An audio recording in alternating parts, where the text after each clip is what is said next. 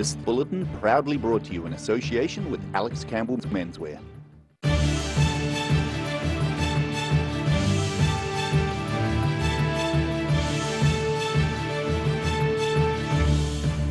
Tonight on The South Today, Transport Minister Michael Wood visits Dunedin to discuss the future of the city's one-way system.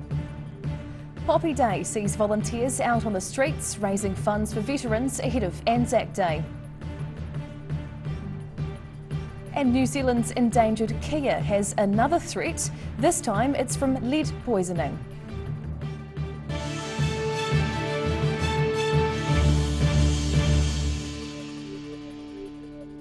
Kia ora, good evening, I'm Hannah Wilkins. Waka Kotahi, the New Zealand Transport Agency, is being urged to listen to Dunedin leaders before deciding on the configuration of arterial routes around the new hospital. Transport Minister Michael Wood has visited Dunedin, meeting with some of the city's leaders and councillors.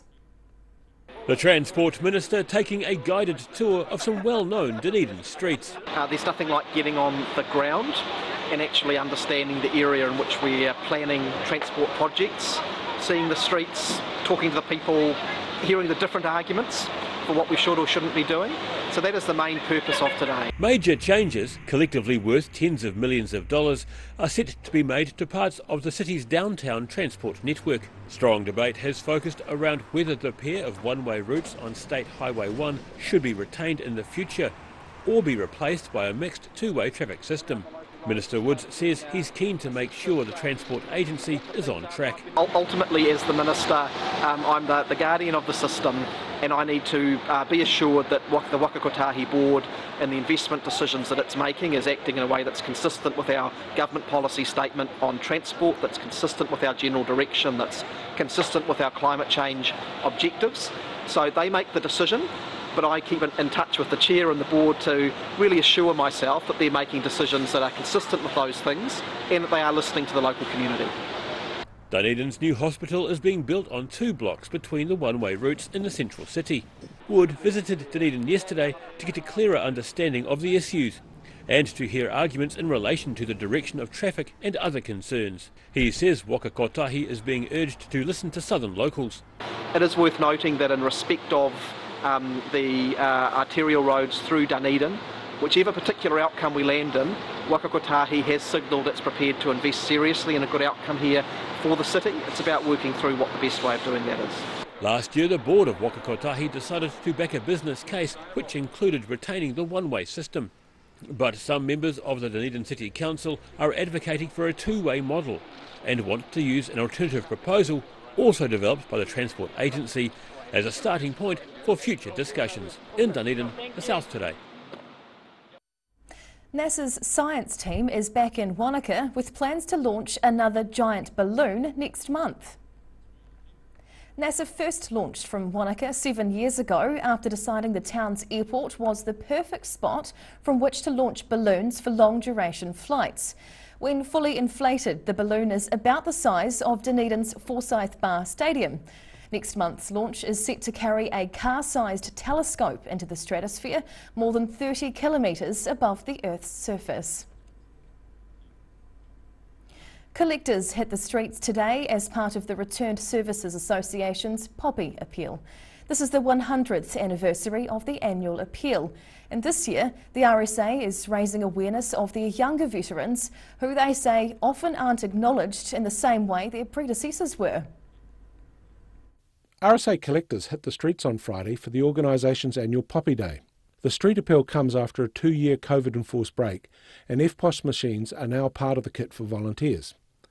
This year's appeal is putting the younger veterans in the spotlight, as New Zealand has created more than 30,000 veterans aged under 50 in the last 30 years, with men and women serving in places like Bosnia, Timor-Leste and Afghanistan. It's been a very good return, actually, the number of people that are coming up and just coming up and making a donation, either in cash with coins or obviously with notes. But the number of people that have come up and said, I don't have cash, can I use FPOS, has been quite positive because we now have FPOS machines.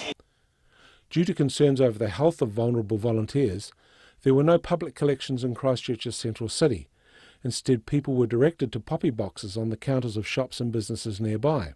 However, there were collections in some suburbs, with Templeton RSA patron Rob Hughes proud of making the 100-year milestone. Anzac Day to us is very special. It's the only time really during the year we get a chance to get donations and that, so we can help our fellow veterans and fellow members of the RSA as well. So it's a very important day to us. He says poppies are given out free, but the RSA welcomes all donations, which will be used for welfare support for veterans and their families. A big thanks to the public. We couldn't do it without them, that's for sure. And this year, donations can also be made online and via the RSA's Give a Little page. The poppy appeal runs until the end of the month. In Christchurch, the South Today. And you can find details of Anzac Day services and events in Dunedin, Otago and Southland at odt.co.nz. Channel 39 will also be live streaming the Dunedin service from the Queen's Gardens on Monday.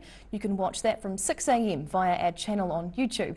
And the dawn service will be replayed here on Channel 39 television at 11 a.m. on Anzac Day and repeated in place of our regular news bulletin on Monday night. This year's Wild Dunedin Festival lived up to its name, beginning on a very windswept and chilly Dunedin beach this morning. Two visiting artists from Central Otago helped locals build a natural artwork on the sand.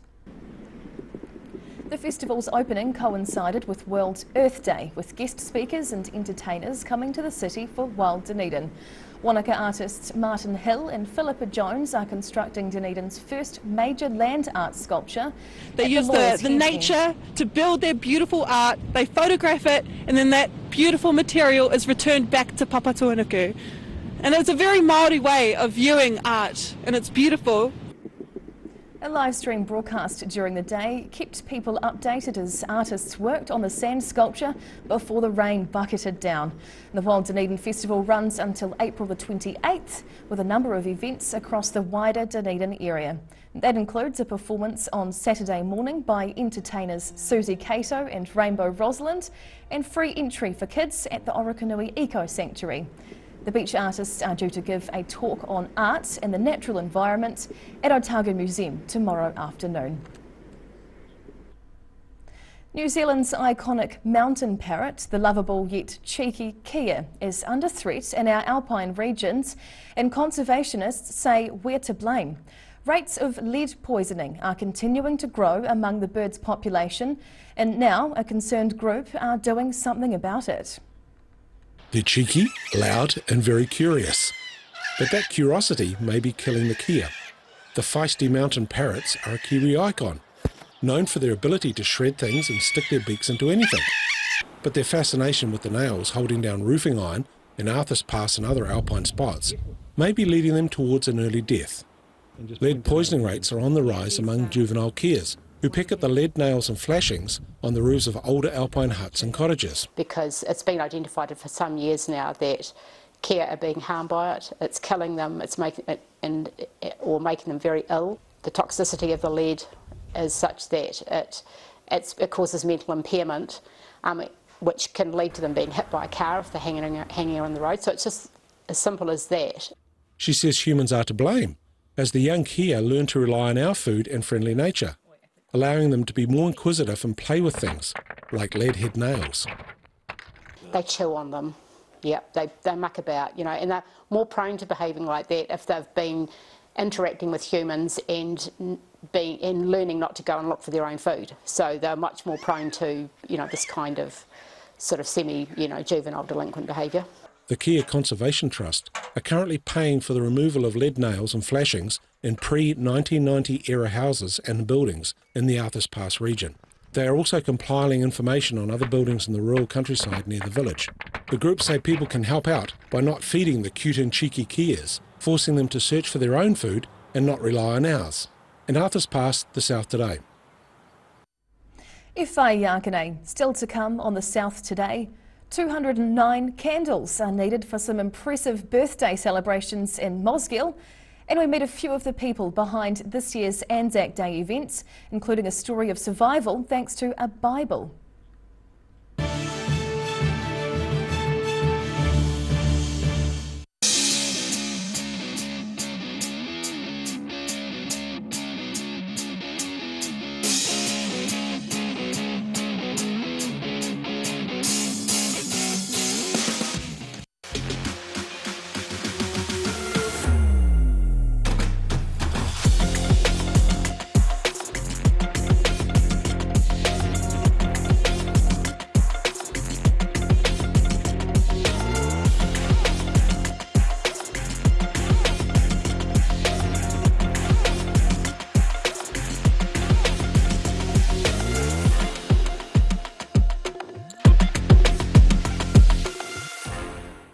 Hi there, guess who? Do you recognise the eyes?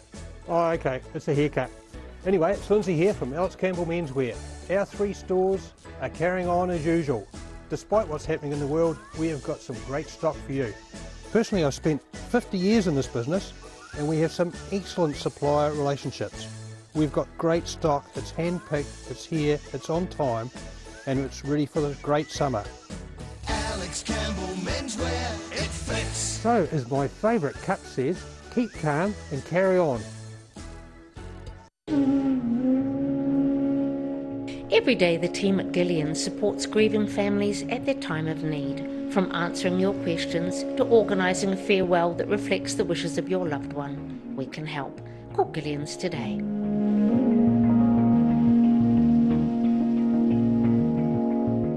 Did you miss my mate John's Easter sale? Don't worry. Easter Rabbit repeats. The name's still terrible, but John sure knows how to run a sale. He's taken 30% off absolutely everything. Dunedin's biggest range of rock-bottom warehouse price furniture and beds is still a whole lot cheaper. Easter Rabbit repeats. Last weekend. Where'd you get that furniture from? Stafford Street. And my mate John. If you're at risk of developing melanoma skin cancer, you owe it to yourself to have a mole map. Mole map is coming to your area. Phone today to make an appointment. It could save your life.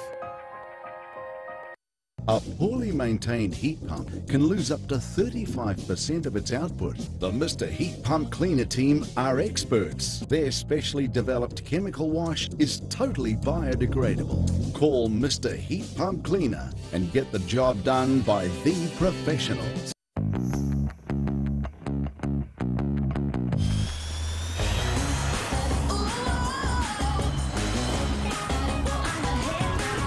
Spark your joy with jazz, the next generation from Honda. Hi, we're H Concern Otago. H Concern Otago hosts a multitude of social activities, including interwalks.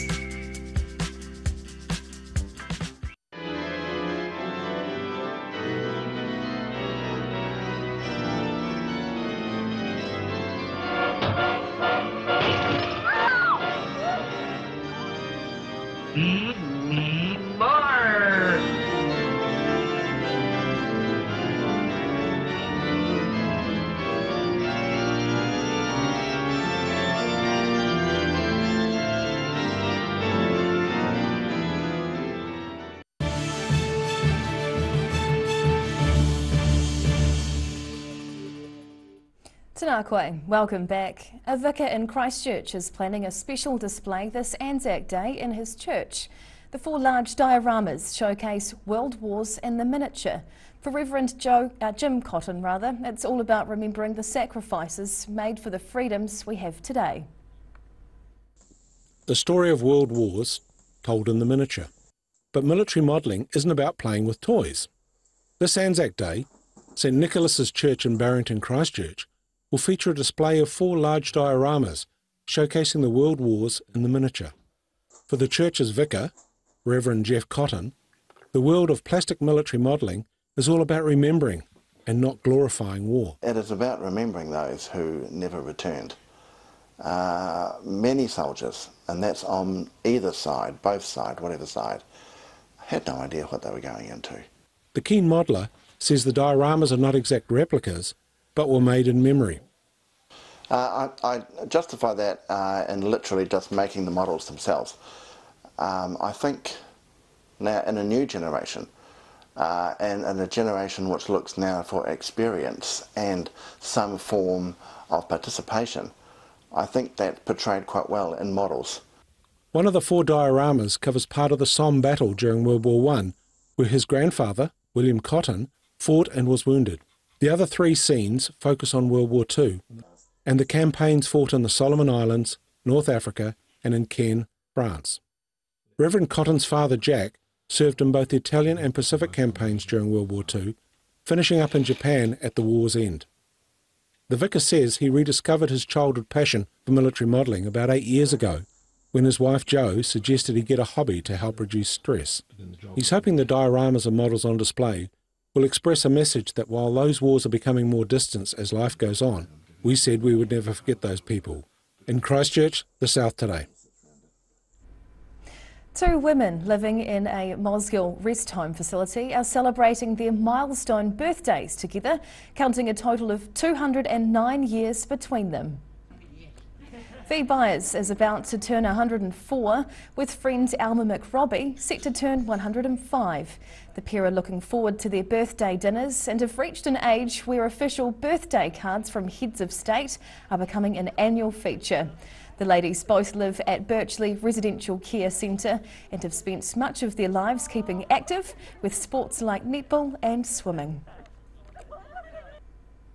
As we heard earlier in the bulletin, next Monday is Anzac Day, when the country will remember the New Zealand men and women who served in war.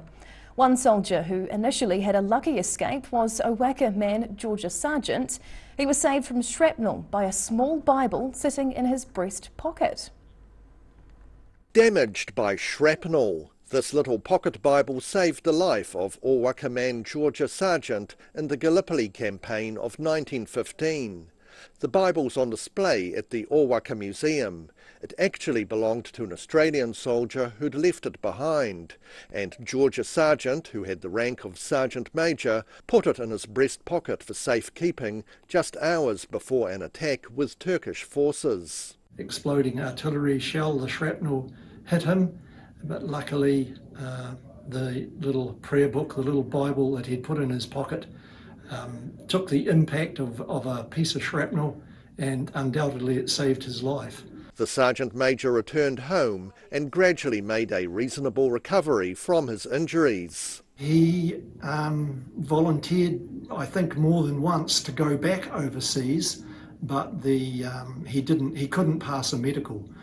The wounds that he had received were too serious. But the unseen scars of war finally caught up with the Sergeant Major at age 50. I think it would be fair to say that he was pretty badly shell-shocked from his experiences, and in the mid-1920s he took his own life. He committed suicide, and that story is unfortunately it's not unusual. These men, they went through such horrendous experiences. Georgia Sargent lies buried next to his wife in the local cemetery. In Owaka, the South Today. E whai Iākene after the break. On the South Today, Dunedin's Polish community celebrate 150 years of living in the South and look to help the Ukrainian neighbours. And we take a look at the weather ahead of Anzac Day.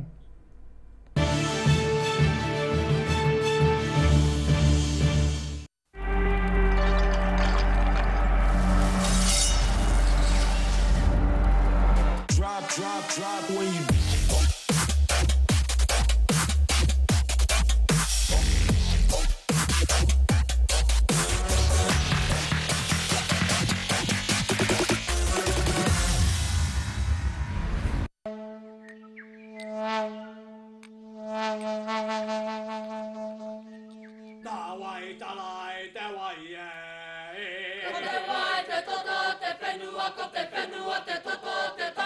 Tira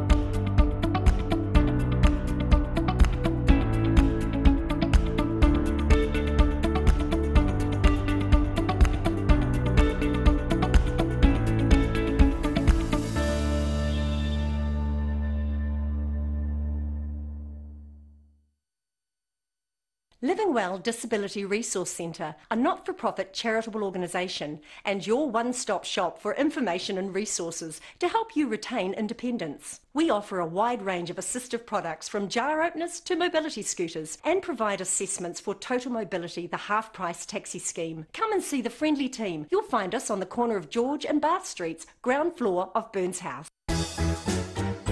Every reason, every season, we're proud to dress the region. Alex Campbell menswear, it fits.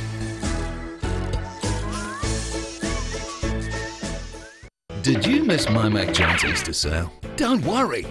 Easter Rabbit Repeats. He's taken 30% off absolutely everything last weekend. And my mate John. MTF Finance can help you turn the key on your next vehicle with a loan made just for you. TCs and lending criteria apply. If you're at risk of developing melanoma skin cancer, you owe it to yourself to have a mole map. Mole map is coming to your area. Phone today to make an appointment. It could save your life. Hi, my name's Matt and I'm the Dines Group CEO. Dines is a company that's focused on selling logistics solutions to its customers. We're passionate about selling efficiency and we've been selling efficiency for over 50 years now.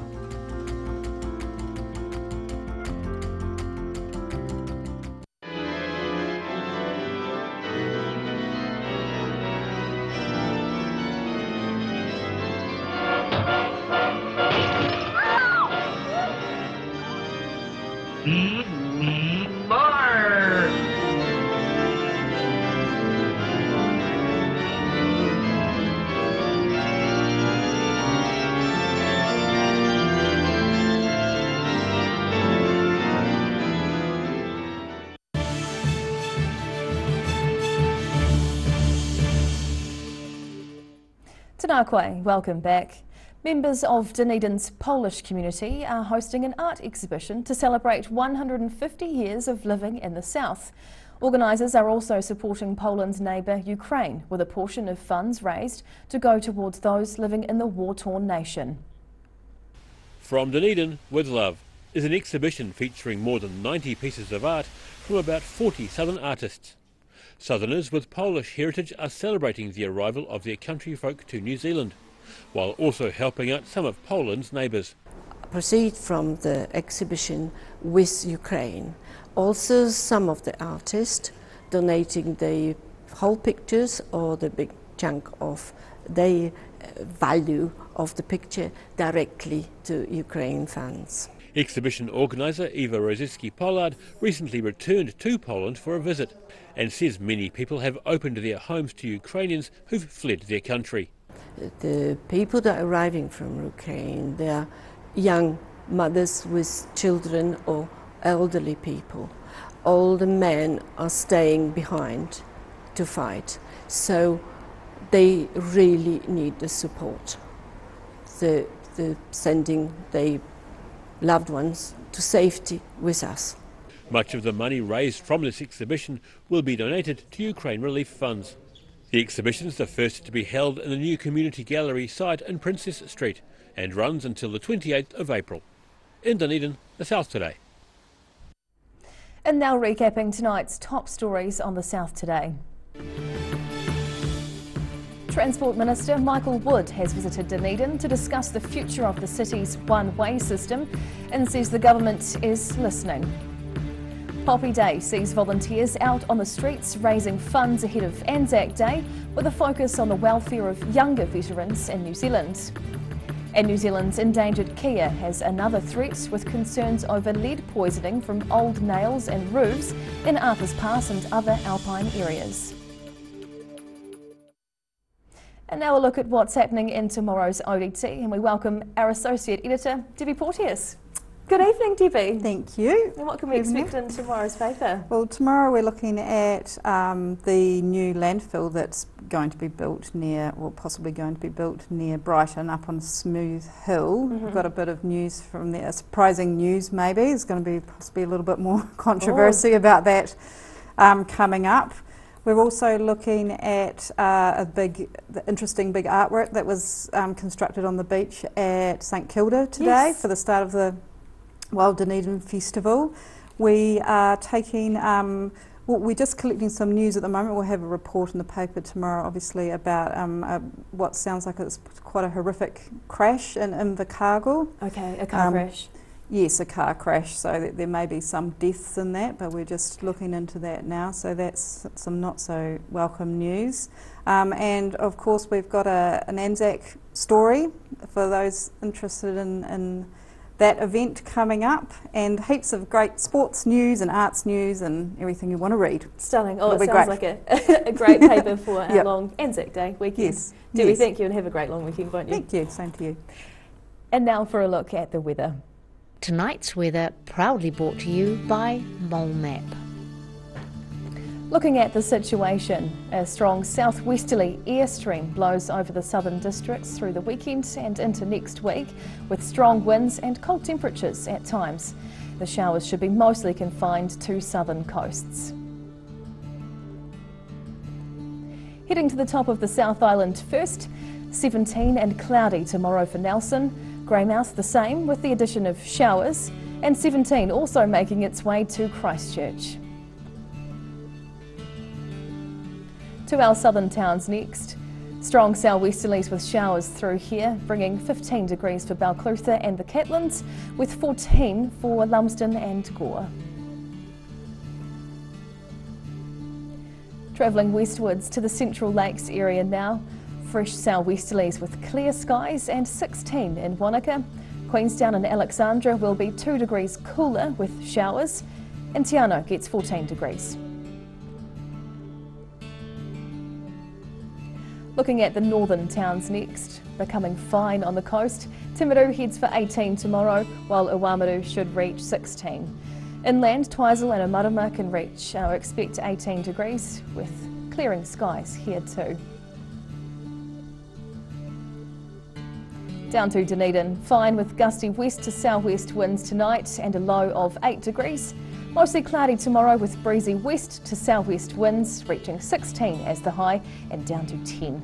Cold and cloudy again on Sunday with showers till mid-afternoon, looking at a 13-degree high and dropping back down to 8 again at night. And at this stage, Anzac Day is looking partly cloudy with a few showers. And in the deep south for Invercargill, cloudy tonight with strong southwesterlies dropping to 8 degrees. Showers will clear tomorrow, but anticipate it'll be cloudy and cold day with southwesterlies up to 13 and down to 7. More cloud on Sunday with showers, and those strong cold southwesterlies hang around, 11 the high and down to 7 overnight, and more of the same again on Monday for Anzac Day. And that's the news this Friday. For the latest news and videos from the southern region, head online to odt.co.nz, and you can follow Channel 39 on YouTube to catch our news bulletins on demand. Have a safe weekend. We'll be back after the Anzac Day commemorations on Tuesday the 26th of April. Nō reira, kia pai te pō, ka kite anō.